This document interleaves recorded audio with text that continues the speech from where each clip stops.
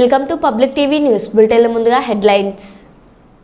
Blast తర్వాత సహాయ పనుల్లో ప్రభుత్వ నిర్లక్ష్యం మాజీ CM YS Jagan.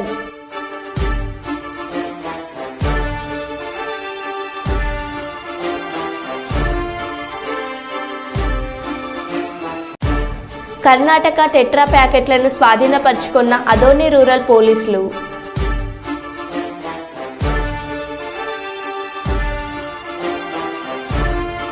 మాదాపూర్లోని N convention కూల్చివేత.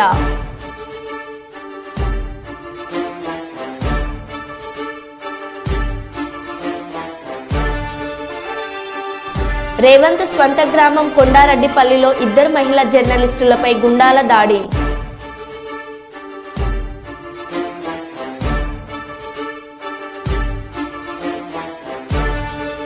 ఆత్మకూరులో రైతుల పోరు, రైతులతో కలిసి ధర్నాలో బైఠాయించిన మాజీ ఎమ్మెల్యే చల్ల ధర్మారెడ్డి.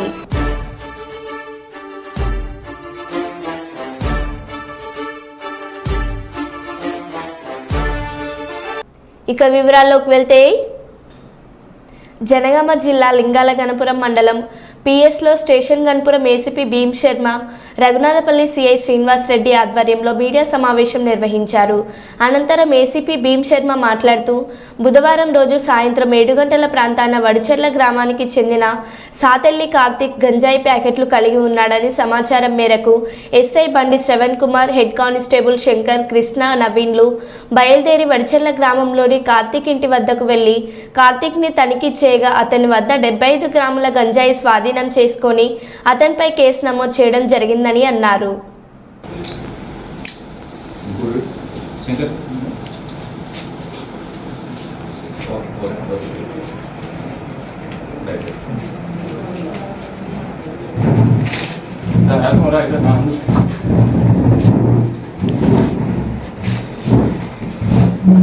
ఇద్దరు ముగ్గురు మంచి పట్టుకుంటా క్యూడు అక్కడే అయిపోయింది. ఏం చేస్తారు చెప్పు, ఏం జరిగిందో క్లియర్గా చెప్పు, గట్టిగా చెప్పు ఏం జరిగిందో. గంజా దొరికింది సార్, తాగుకుంటున్నా సార్. హైదరాబాద్ నుంచి నిన్న వచ్చింది సార్, 2 రోజులు అయింది సార్. చేతిలో కొంచెం గంజా దొరికింది sir.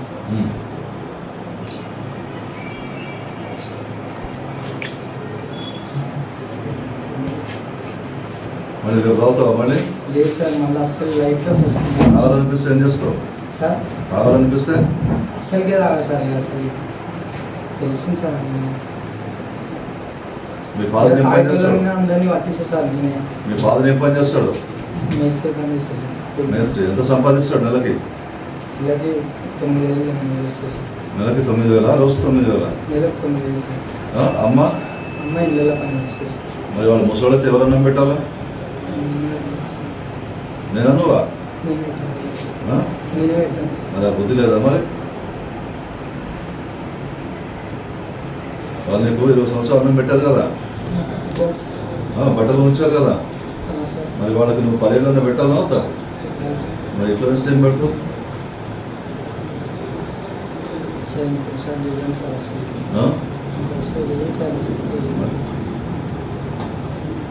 Okay. 10th class intermediate చదువుకున్న గ్రామీణ యువకులు వాళ్ళు చక్కగా ఇంటర్మీడియట్ వరకు చదువుకొని కొద్ది ఇంగ్లీష్ నేర్చుకొని మంచి పర్సనాలిటీ పెంచుకుంటే పోలీసులో కానీ, ఆర్మీలో కానీ, నేవీలో కానీ, ఎయిర్ ఫోర్స్లో కానీ చాలా చోట్ల చాలా తొందరగా తక్కువ ఏజ్లోనే ఉద్యోగాలు వస్తాయి, మంచి శాలరీతోనే వస్తాయి. కానీ దానికి కావాల్సింది స్ట్రాంగ్ మైండ్, స్ట్రాంగ్ బాడీ. ఇవి లేకపోతే స్ట్రాంగ్ మైండ్ ఉండాలి, స్ట్రాంగ్ బాడీ ఉండాలి. అట్లా ఉంటేనే అతి తక్కువ ఏజ్లోనే 22, 23, 24 సంవత్సరాల లోపలనే ఎటువంటి కష్టం లేకుండా మంచి ఉద్యోగం సంపాదించుకొని పేరెంట్స్ని కాపాడుకునే స్థితిలోకి రాగలుగుతారు. అది మర్చిపోయి డబ్బులుంటే గంజాయి తాగుతాను, ఇంకేదో తాగుతానంటే ఇట్లాంటి వాళ్ళను ఎక్స్ప్లాయిట్ చేసి గంజాయి ఇప్పించి బిజినెస్ చేసి డబ్బులు సంపాదించుకునే క్రిమినల్స్ చాలామంది అన్ని చోట్ల తయారవుతున్నారు.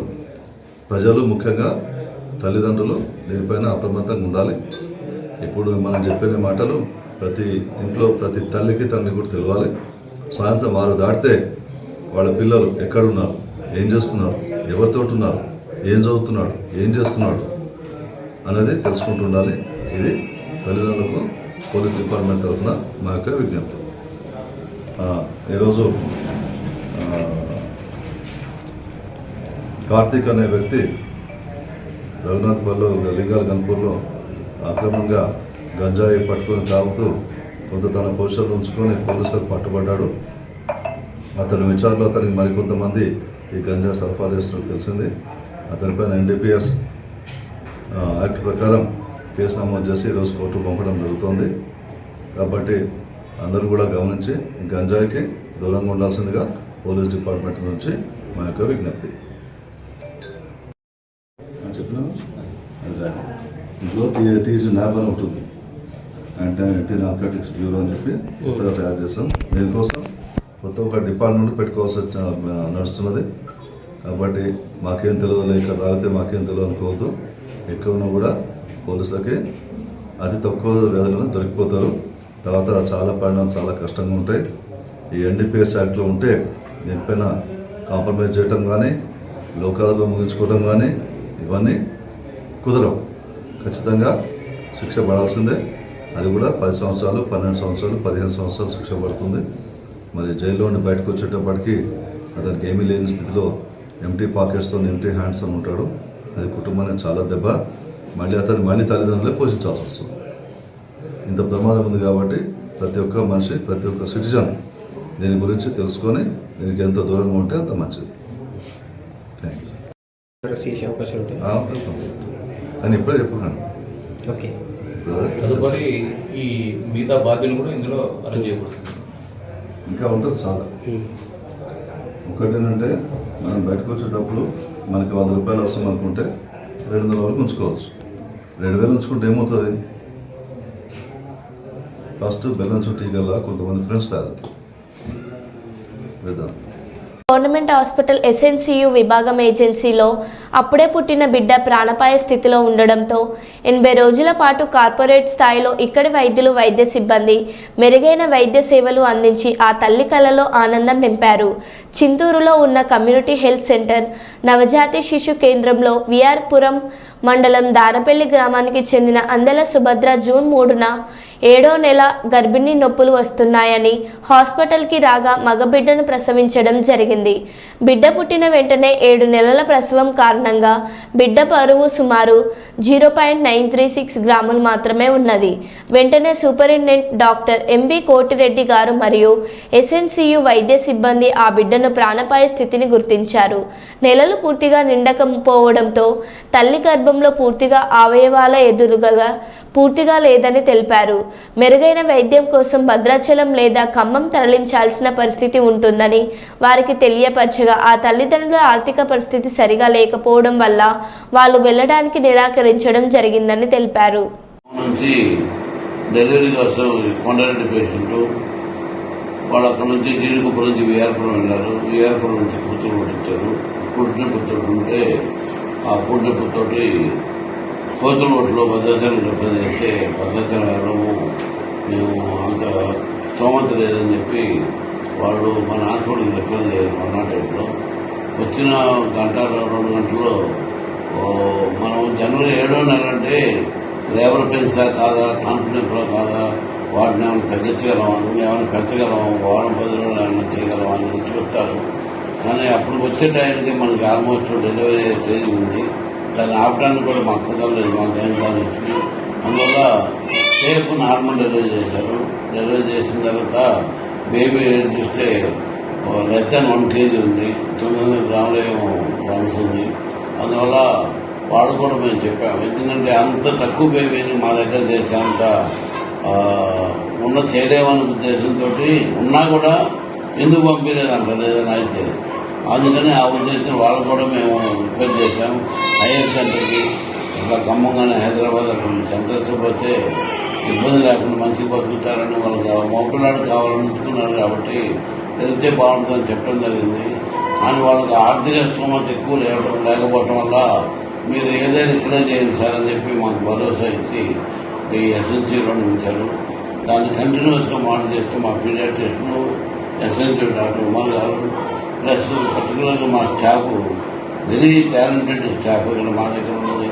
వాళ్ళు డెడికేటెడ్గా పనిచేస్తున్నారు. అందువల్లనే ఈ బేబీకి మధ్యలో ఏదైనా ఇన్ఫెక్షన్ కానీ ఏదైనా రాకుండా ప్లస్ ఆక్సిజన్ శాచురేషన్ తగ్గితే మళ్ళీ ఆక్సిజన్ పెట్టడం, ఎమ్మంటే డాక్టర్ని కలవటం, అటువంటి ఏది కావాలో అది చేయటం వల్ల ఈరోజు బేబీ 2.8 కేజెస్ ఉంది.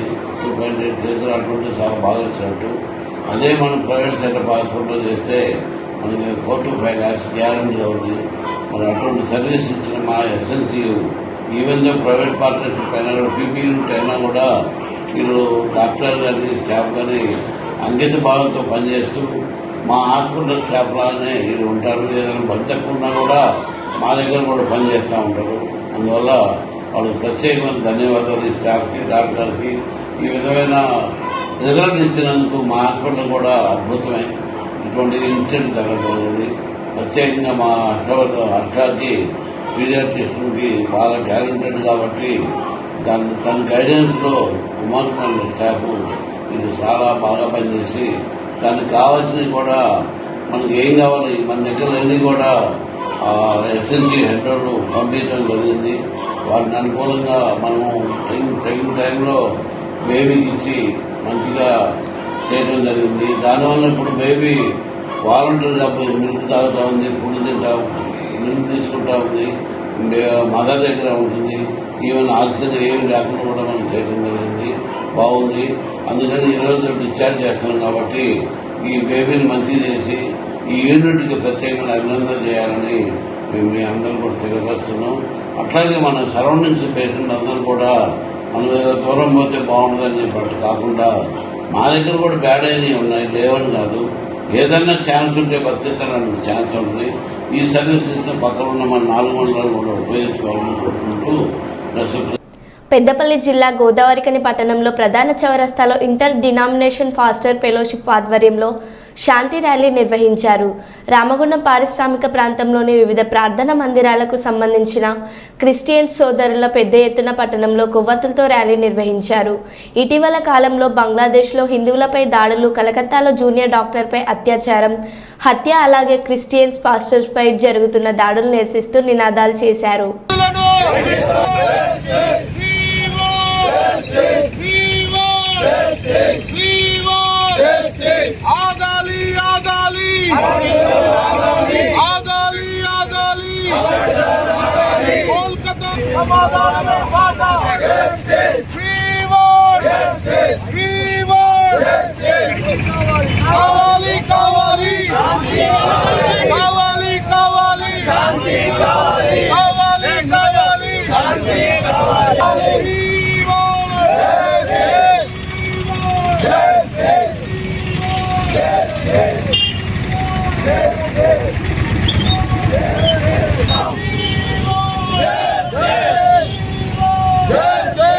సర్వోన్నతుడమైన దేవా, మీకు స్తోత్రాలు. చక్కటి సాయంకాల సమయములో మా దేశములో జరుగుతున్నటువంటి ప్రభు అగత్యాలన్నీ మీరు కోరినట్లుగా నా శాంతినే నేను ప్రకటిస్తున్నానని మీరు సెలవిచ్చారు.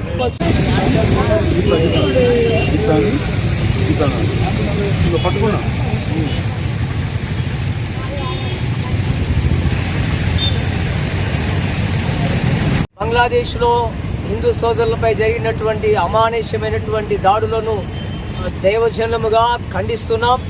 అదేవిధముగా మన దేశంలోని కోలకత్తా రాష్ట్రంలో వైద్యురాలైనటువంటి ఆ యొక్క స్త్రీపై చేసినటువంటి భయంకరమైన అఘాయిత్యాన్ని, అత్యాచారాన్ని తీవ్రంగా ఖండిస్తున్నాం. మహాత్మా గాంధీ గారు చెప్పినటువంటి అద్భుతమైన మాట ఏంటంటే, భారతదేశంలో ఒక స్త్రీ మధ్యరాత్రి ఒంటరిగా దిగినప్పుడు స్వాతంత్రం వచ్చిందని వారు చెప్పారు. కానీ గాంధీ మహాత్ముడు చెప్పినటువంటి ఆ స్వేచ్ఛ ఈ రోజున మన భారతదేశం సోదరి మనకు లేకుండా పోయింది కనుక తప్పకుండా భారతదేశంలో అధికారులు, నాయకులు ప్రతి ఒక్కరు కూడా భారతదేశంలో స్త్రీలందరికీ తగినటువంటి భద్రతను కల్పించాలని కోరుకుంటున్నాం. అదేవిధంగా ఈ యొక్క దేశంలో ఉన్నటువంటి మత గురువులుగా, దైవ సేవకులు ఉన్నటువంటి పాస్టర్ల మీద జరుగుతున్నటువంటి అఘాయిత్యాలు, అదేవిధముగా దేవుని ప్రజలపై జరుగుతున్నటువంటి అఘాయిత్యాలను తీవ్రంగా మేము ఖండిస్తున్నాం. మొన్నటి దినమున హైదరాబాదులో గాజుల రామారం అనే ప్రాంతంలో ఒక దైవ సేవకుని మీద తీవ్రంగా మత ఛాందస్వాదులు వారి మీద దాడి చేశారు. వారి మందిరములో వస్తువులను ఇబ్బంది చేసి నాశనం చేశారు. దానికి సమయమున వీటన్నిటి మేము ఈ పెద్దపల్లి జిల్లా పాస్ అసోసియేషన్ ఉన్నటువంటి దైవ సేవకులము, అదేవిధముగా విశ్వాసం ఉన్నటువంటి ఈ ప్రాంత ప్రజలముగా మేము దీన్ని తీవ్రంగా ఖండిస్తున్నాము. తగిన న్యాయాన్ని మాకు చేయాలని కూడా మేము ఆశిస్తూ ఉన్నాం. మైనార్టీస్ మీద జరుగుతున్న దాడులు, హిందూ సోదరుల మీద జరుగుతున్న దాడులను మేము ఖండిస్తున్నాం. అలాగే కలకత్తాలో ట్రైనీ డాక్టర్ మీద జరిగిన దాడిని, మహిళల మీద జరుగుతున్న దాడులను మేము ఖండిస్తున్నాం. అలాగే ఈ దేశంలో కూడా మైనార్టీస్ మీద, క్రైస్తవుల మీద, పాస్టర్స్ మీద జరుగుతున్న దాడులను, హింసను మేము వ్యతిరేకిస్తున్నాం, ఖండిస్తున్నాం. ప్రజాస్వామ్యవాదులు, మానవతావాదులందరూ కూడా హింసను, ఈ విధమైన దాడులను ఖండించాలని కూడా మేము జ్ఞాపకం చేస్తున్నాం. లేదంటే ప్రకృతి విలయాన్ని ప్రజలు చూసి మరి ప్రపంచమంతా కూడా ప్రకృతి విలయానికి బలైపోయే పరిస్థితులు వస్తాయి. న్యాయము జరిగినప్పుడే, న్యాయము నీతి ఉన్నప్పుడే ప్రజలు శాంతిగా సమాధానముగా ఉంటారు. కాబట్టి దాడులన్నింటినీ మేము ఖండిస్తూ ఉన్నాం. దాడులు జరిగిన బాధిత కుటుంబాలకు దేవుడు న్యాయము జరిగించి వారి హృదయాల్లో శాంతిని కలిగించాలని కోరుకుంటున్నాం. కల్లూరు అర్బన్ 21వ వార్డు పార్థసారథి నగర్ పార్కులో స్పాటన్ గ్రీన్ సంస్థ వారి ఆధ్వర్యంలో మొక్కలు నాటే కార్యక్రమంలో భాష్యం స్కూల్ విద్యార్థులతో కలిసి మొక్కలు నాటిన పాణ్యం ఎమ్మెల్యే శ్రీమతి గౌరు చరితారెడ్డి.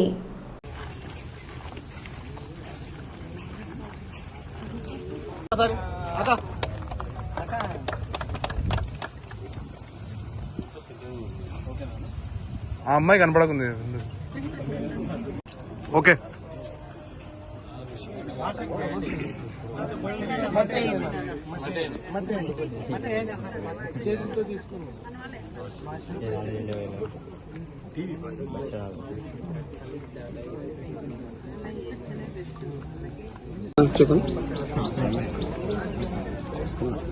ఈరోజు స్పాటన్ కర్నూలు గ్రీన్ మూమెంట్ ఆధ్వర్యంలో ఈరోజు మొక్కలు నాటడం జరిగింది. వీళ్ళు అందరూ కలిసి అంటే 1,00,000 మొక్కలు నాటాలి అన్న టార్గెట్తో ఈ కార్యక్రమానికి ఏర్పాటు చేసుకోవడం జరిగింది. ముఖ్యంగా వృక్షో రక్షతి రక్షితః అని అన్నాము. దానికి తోడు మనకందరికీ తెలుసు పచ్చని చెట్లు ప్రగతికి మెట్లు అని. దానితో భాగంగానే ఎక్కడైనా మనము స్కూల్స్లో కానీ, కాలేజ్లో కానీ, ఆఫీసులలో కానీ చెట్లు నాటితే మనకి ఎంతో మంచిది. ఎందుకంటే మన నుంచి పోయే కార్బన్ డైఆక్సైడ్ పోయి మనము మంచి చెట్ల వల్లనే మనం ఆక్సిజన్ను పొందగలుగుతూ ఉన్నాము. కాబట్టి దీన్ని బాగా ప్రజల్లోకి తీసుకుపోవాల్సిన అవసరం ఎంతైనా ఉంది. చెట్లు నాటడమే కాదు, వాటిని సంరక్షించుకునే బాధ్యత కూడా తీసుకోవాలని కూడా నేను కోరుతా ఉన్నా. ప్రతి ఒక్కరూ తల్లి పేరిట, అమ్మ పేరిట కానీ, అలాగే బర్త్డేస్లో కానీ, రామ్ పేరిట కానీ ఒక చెట్లు నాటుకొని దాన్ని సంరక్షించే బాధ్యత కూడా తీసుకోవాలి. ముఖ్యంగా ఈరోజు మేము పిల్లలతో చెట్లు నాటించడం జరిగింది. ఎందుకంటే పిల్లలకి చిన్నప్పటి నుంచే చెట్ల క్రమశిక్షణ ఉంటుంది. అలాగే చిన్న పిల్లలకి ఒక చెట్టు నాటితే దాన్ని సంరక్షించే బాధ్యత కూడా వాళ్ళకి అప్పచెప్తే ఇది మంచి అలవాటు. కాబట్టి వీళ్ళని కూడా దీంట్లో ఇన్వాల్వ్ చేయడం జరిగింది. కాబట్టి ముఖ్యంగా స్కూల్స్, కాలేజెస్, యూనివర్సిటీస్ అందరి భాగస్వామ్యంతో నేను 1,00,000 మొక్కలు నాటాలన్న ధ్యేయంతో ముందుకు వెళ్తాను. కాబట్టి దీనికి అందరూ సహకరించవలసిందిగా నేను అందరినీ, కర్నూలు ప్రజలందరినీ కోరుతా ఉన్నాను. సంగారెడ్డి స్థానిక తహసీల్దార్ కార్యాలయంలో నిర్వహించిన రైతు రుణమాఫీ నిరసన కార్యక్రమంలో పాల్గొన్న జిల్లా బీఆర్ఎస్ అధ్యక్షులు చింత ప్రభాకర్ మాట్లాడుతూ, ముఖ్యమంత్రి రేవంత్ రెడ్డి తెలంగాణ రైతులను మోసం చేశాడు. రైతులను నట్టేట ముంచే ఆలోచనలతో 2 లక్షల రుణమాఫీని తూతూ మంత్రంగా చేసి చేతులతో దులుపుకున్నారు. కాంగ్రెస్ ప్రభుత్వం ఇచ్చిన 6 గ్యారంటీలను అమలు చేయాలని ప్రజలు ఎదురుచూస్తూ ఉన్నారు. ఇచ్చిన హామీలన్నిటినీ అమలు చేసేదాకా ప్రజలందరి తరపున రైతుల పక్షాన ఉండి బీఆర్ఎస్ పార్టీ మద్దతుగా ఉండే కాంగ్రెస్ ప్రభుత్వంపై ఒత్తిడి తెస్తామన్నారు.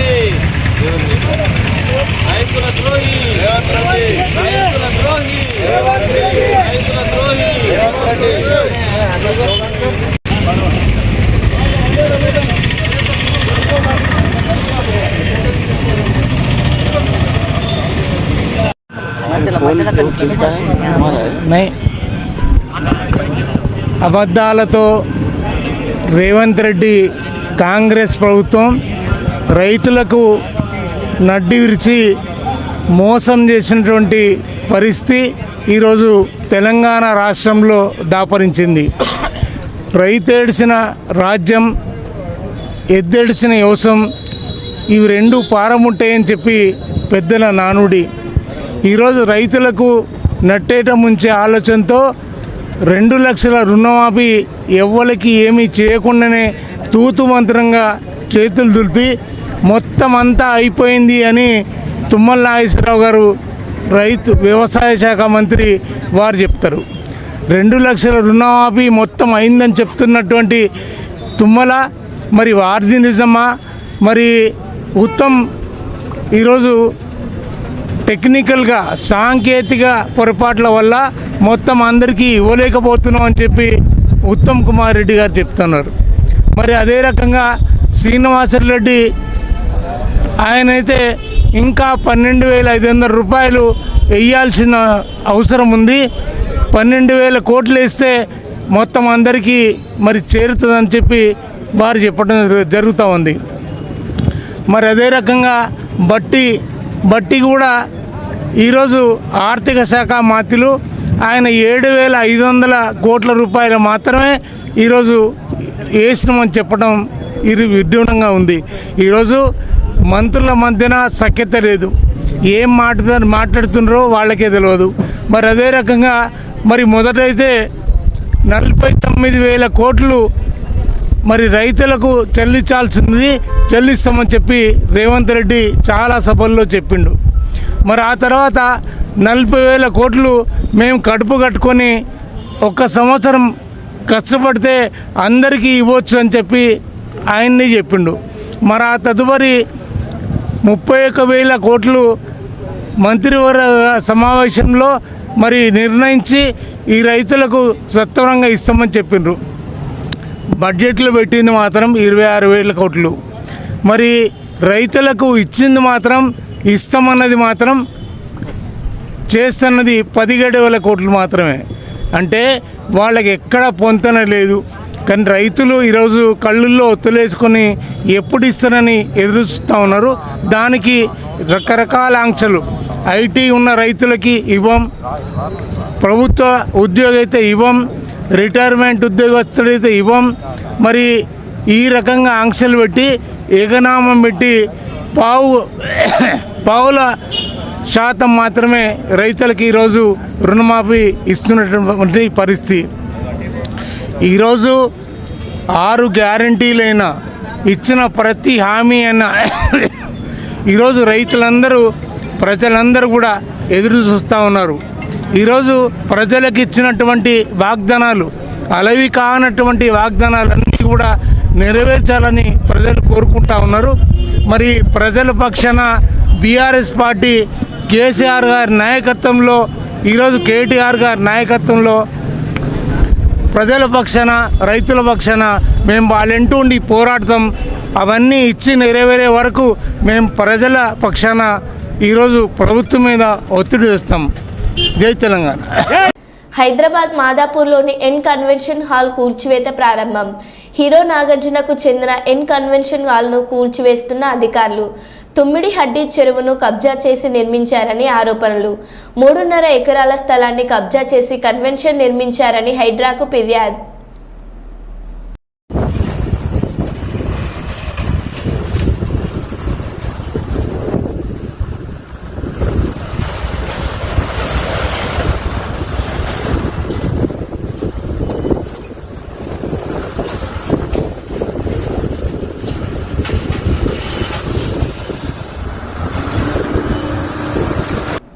అనంతపురం కలెక్టరేట్లోని రెవెన్యూ భవన్లో శుక్రవారం టంగుటూరి ప్రకాశం పంతులు జయంతి వేడుకలు ఘనంగా నిర్వహించారు. ఈ కార్యక్రమంలో టంగుటూరి ప్రకాశం పంతులు చిత్రపటానికి పూలమాలలు వేసి జిల్లా ఇన్ఛార్జ్ కలెక్టర్ శివనారాయణ శర్మ ఘన నివాళులు అర్పించారు. ఈ సందర్భంగా జిల్లా ఇన్ఛార్జ్ కలెక్టర్ మాట్లాడుతూ ఒక మారుమూల గ్రామం నుండి చదువుకొని న్యాయవాది వృత్తి చేపట్టి అనంతరం స్వరాజ్యం అనే దినపత్రిక తెలుగు తమిళ సంచికాలలో ప్రజలకు సమాచారాన్ని చేరవేసేందుకు కృషి చేసి మద్రాసులో సైమన్ కమిషన్ బహిష్కరణ ఉద్యమంలో పాల్గొని తుపాకీ గుండుకు తన గుండెను ఎదురొడ్డి స్వేచ్ఛ స్వాతంత్రాల కోసం గర్జించి జగతిని జాగృతం చేసి యువతలో స్వాతంత్ర ఉద్యమకాంక్షను రగిలించిన త్యాగధనుల ఆంధ్ర కేసరి అనే బిరుదునిచ్చి గౌరవించిన శ్రీ టంగుటూరి ప్రకాశం పంతులు గారి జయంతి జరుపుకోవడం గర్వించదగ్గ విషయం అన్నారు.